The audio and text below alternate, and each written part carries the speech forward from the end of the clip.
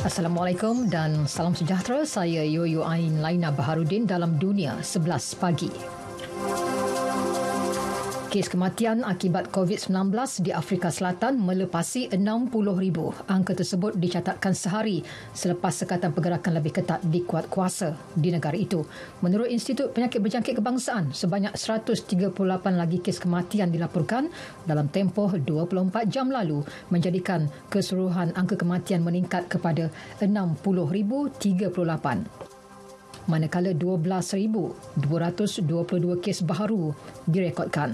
Wilayah Gauteng yang menempatkan bandar Pretoria dan pusat keuangan Johannesburg menjadi pusat wabak. Kira-kira 69% daripada kes harian dilaporkan di wilayah berkenaan. Di Australia, pihak berkuasa memberi amaran kes COVID-19 di Sydney dijangka terus meningkat. Semalam, 18 kes baru penularan tempatan dilaporkan di New South Wales berbanding 30 kes pada hari sebelumnya.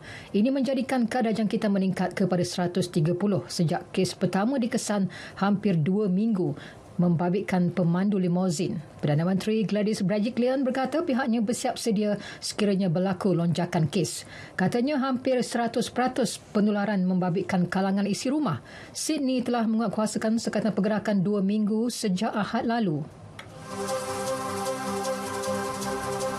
Lembaga Tabung Keuangan Antarabangsa IMF meluluskan pinjaman $1 bilion selama 3 tahun kepada Uganda. Ia bagi membantu negara Afrika itu memulihkan krisis ekonominya berikutan penularan COVID-19.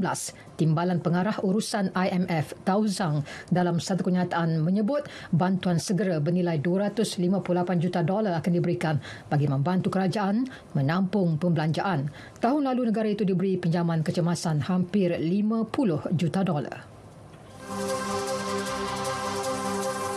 Habsyah mengumumkan gencatan senjata sehala di wilayah Tigray. Pengumuman dibuat selepas 8 bulan konflik yang mengakibatkan 350,000 penduduk diancam kebuluran.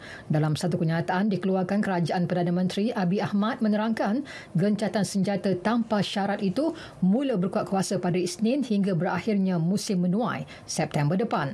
Ia bertujuan memudahkan proses pengeluaran pertanian dan agihan bantuan yang membenarkan pemberontak kembali ke rundingan damai.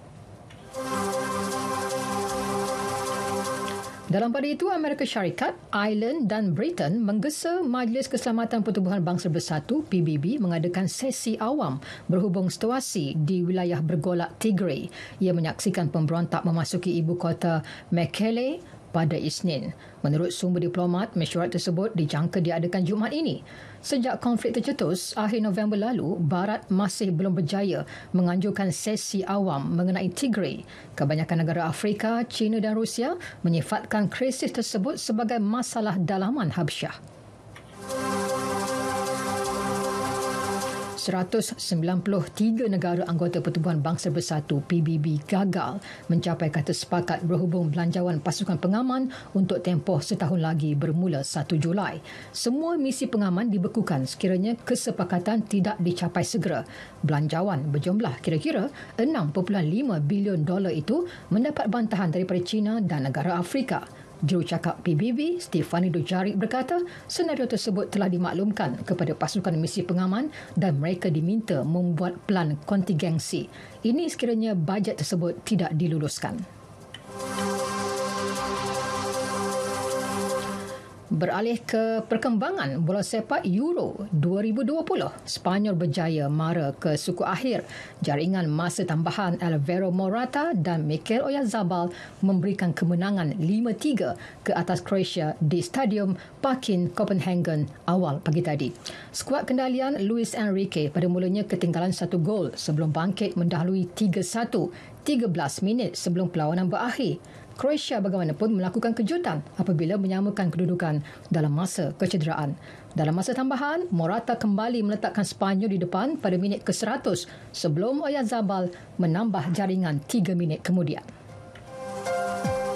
Sementara itu, juara dunia Perancis tewas kepada Switzerland menerusi penentuan sepakat penalti 4-5. Terdahulu kedua-dua pasukan terikat 3-3 selepas 120 minit perlawanan. Dalam aksi tersebut, Kylian Mbappe gagal menyempurnakan sepakan penalti terakhir buat Perancis sekaligus lawannya Switzerland yang buat kali pertama menang pada pusingan kalah mati akan bertemu Sepanyol pada perlawanan suku akhir.